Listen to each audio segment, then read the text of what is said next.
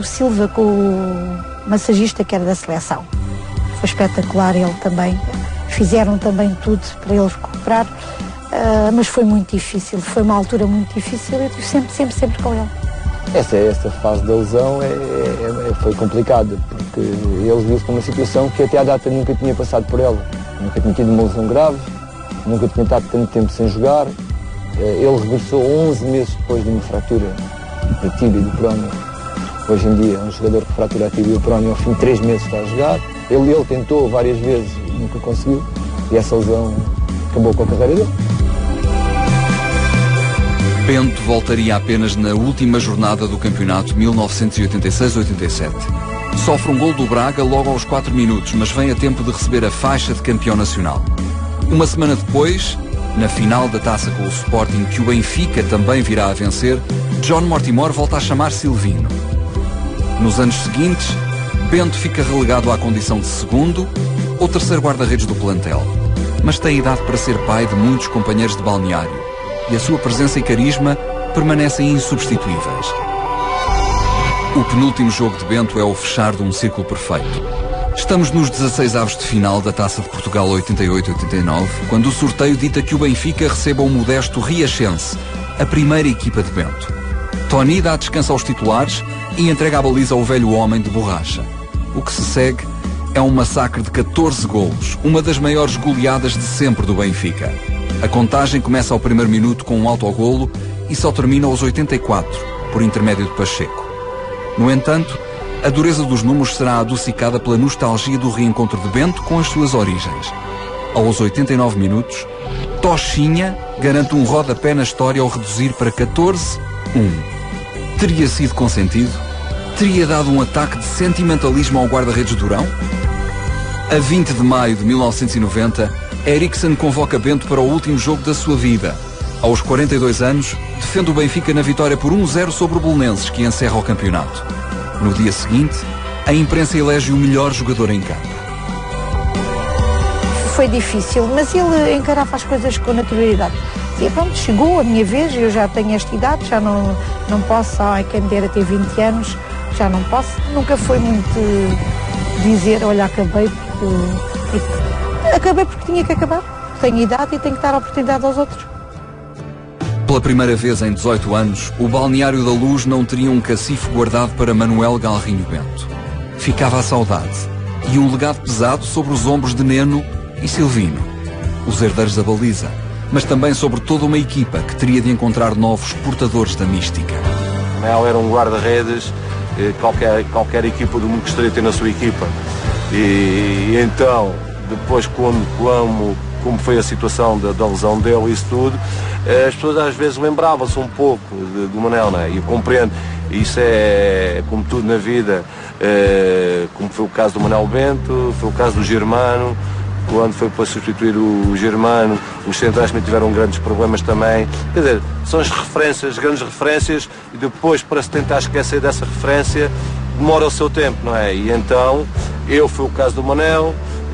Agora ainda recentemente, quando o Michel Perdão deixou de jogar, para substituir o Michel Perdão, também foi um problema também. Quer dizer, são situações que numa equipa que é ganhadora, como é o caso do Benfica, marca, né? Porque tem as suas referências e as pessoas não querem esquecer esses grandes nomes. E, logicamente eu via muito o Manel, a maneira como ele treinava, e tirei muita coisa dele, e que para mim serviu para o futuro, para melhorar as minhas capacidades, e foi o que aconteceu. E acho que o Manel nesse aspecto era uma pessoa, enfim, grande. Era pequenino, mas tinha uma postura em termos de baliza que era uma coisa impressionante. O facto de ir do Barreiro para o Estado da Luz todos os dias com o Bento, eu aprendia bastante. E pus na minha cabeça de que cada conselho, cada palavra, tudo aquilo que o Bento me dissesse, eu aproveitava para o meu futuro.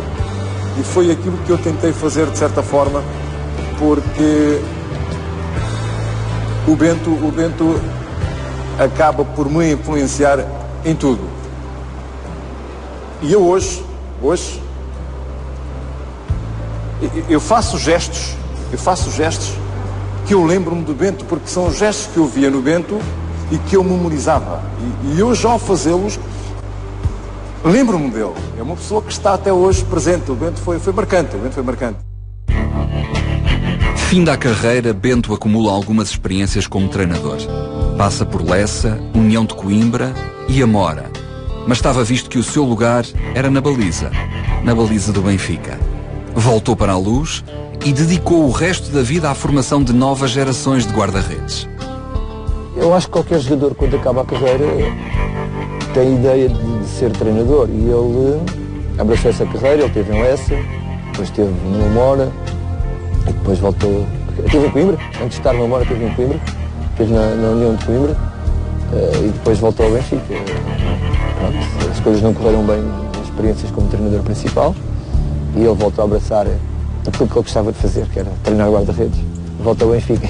Ele começa a ter essa função no último ano de Erickson no Benfica, em que quando o Neno regressa ao Benfica, ele é convidado a renovar mais um ano de contrato com o Benfica, a ficar como terceiro guarda-redes. E juntando a função de terceiro guarda-redes à de treinador de guarda-redes.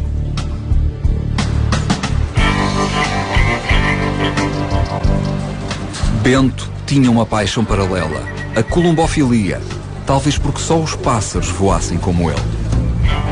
Sou gostado de pomos na terra dele, na Golgã, com o irmão mais velho, que já era columbófilo. O meu pai, com 5 anos, ia para a casa do irmão que já era casado e tinha pomos, e foi aí que começou o gosto com ele.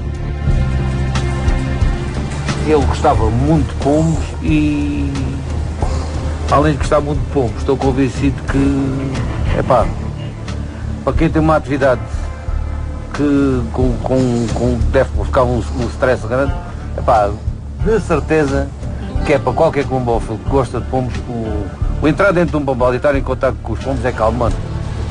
Significa a continuidade de uma paixão que o meu pai tinha, significa um bichinho que ele me pôs, que eu continuo e que procuro sempre fazer os melhores resultados, e quando tenho os bons resultados em conjunto com o João, continuamos sempre que isto não é a 2, continuamos a dizer que é sempre a 3, da mesma. Continuamos sempre, somos sempre 3. É inequívoco. Ele ataca a matar.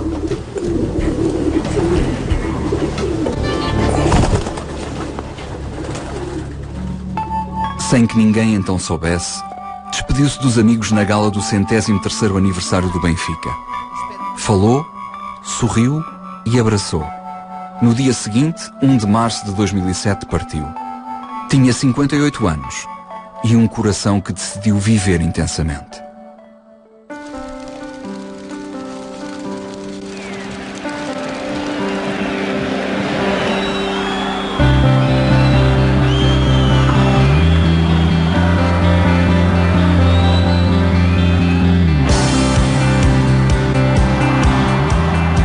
Bento ganhou 8 campeonatos, 6 taças e 2 supertaças. Nenhum outro guarda-redes conseguiu mais títulos no Benfica.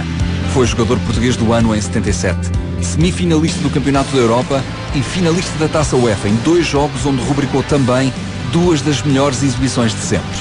Nos 259 jogos que efetuou na Luz, perdeu apenas 12. É o 4º jogador com mais títulos no Benfica e o 6º com mais jogos. Para além destes números impressionantes que poderiam ter sido ainda maiores sem a estúpida lesão no México, deixa a memória de um monstro das balizas, figura maior do futebol das décadas de 70 e 80. De pedreiro, passou a pedra angular. Manuel Bento foi o guardião do Templo da Luz.